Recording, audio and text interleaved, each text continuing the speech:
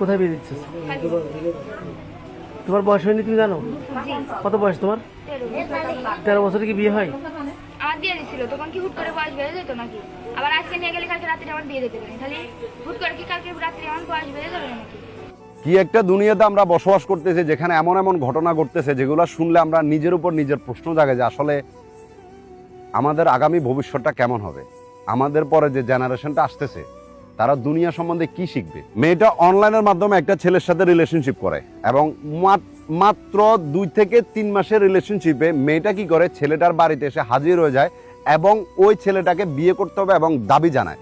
আর আপনি ভাবলে অবাক হয়ে যাবেন যে এই মেয়েটার বয়স মাত্র 13 বছর হয়েছে, মানে 12 বছর শেষ হয়েছে, মাত্র 13 বছরে পড়ছে। আর যেই ছেলের কাছে মেয়েটা আসছে তার বয়স মাত্র 17 বছর।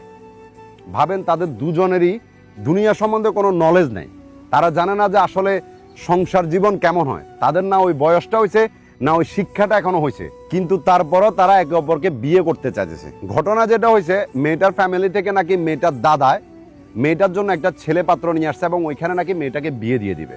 আর এইটা যখন থেকে মেয়েটা শুনছে তখন থেকে মেয়েটার মাথা খারাপ হয়ে গেছে। তো অনলাইনের মাধ্যমে যে ছেলেটার সাথে পরিচয় হয়েছে এই জন্য মেয়েটা কি করছে, সেই ছেলেটার কাছে চলে আসছে। এখন ওইখানে মেয়েটাকে নেওয়ার জন্য মেয়েটার বাবা আসার পরে মেয়েটার বাবাকে যখন আশেপাশে সবাই প্রশ্ন করতেছে যে আপনার মেয়ের বয়স মাত্র 13 বছর, আপনি আপনার 13 বছর বয়সী মেয়েকে কেমনে বিয়ে দিতেছেন। মেয়েটাকেও প্রশ্ন করতেছে যে তোমার এখনো বয়স কম, আর তুমি এই বয়সে কিভাবে বিয়ে করবে, তোমার এখনো বিয়ের বয়স হয় নাই।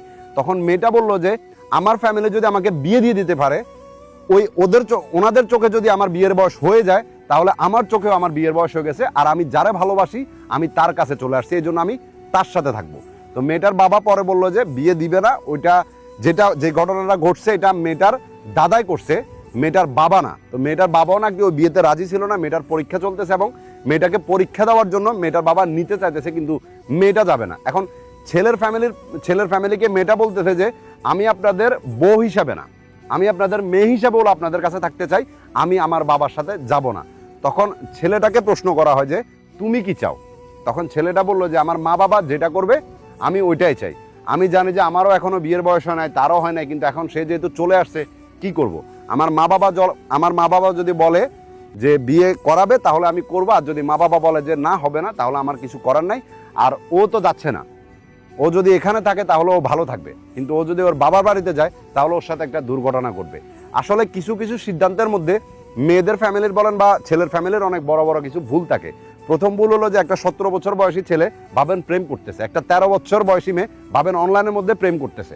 তাদের ওই বয়সটা বা তাদের ওই জিনিসটাই এখনো হয় নাই, কিন্তু ওই বয়সে তারা বিয়ে করার জন্য পালিয়ে যাচ্ছে। কোন দুনিয়া আমরা বসবাস করতেছি। এখন এই পরিস্থিতিতে মেয়েটাকে নিয়ে আসা বা ছেলেটা আসছে, জনেরই পরিবারের দোষ আছে। সেটা কি, মেয়েটাকে এত তাড়াতাড়ি বিয়ে দেওয়ার বয়সটা হয় নাই, যেহেতু মেয়েটাকে বিয়ে দিতে চাইতেছে এই জন্য মেয়েটা এমন কাজ করছে।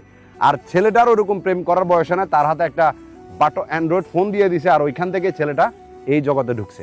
তো এতটুকু তো বিশ্বাস রাখেন যে আগামী ভবিষ্যৎটা খুব ভয়ঙ্কর কিছু হইতে যাইতেছে, যেখানে আপনি না নিজের মেয়েকে বা নিজের সন্তানকে কন্ট্রোলে রাখতে পারবেন না। এমন একটা দুনিয়ার সামনে আসবে যেটা আপনার কল্পনার বাইরে হবে, যেখানে ডিভোর্সের হার এমনভাবে বাড়বে, যেখানে মানুষ মানুষকে তুচ্ছ মনে করবে। ওই যে আবু তোহা আদনানের একটা ওয়াজ আছে, যেখানে উনি বলছিল যে এমন একটা সময় আসবে একজন একজনকে মেরে ফেলবে, যে মারবে সেও জানে না যে কেন মারছে, আর যে মরবে সেও জানে না যে সে কেন মরছে।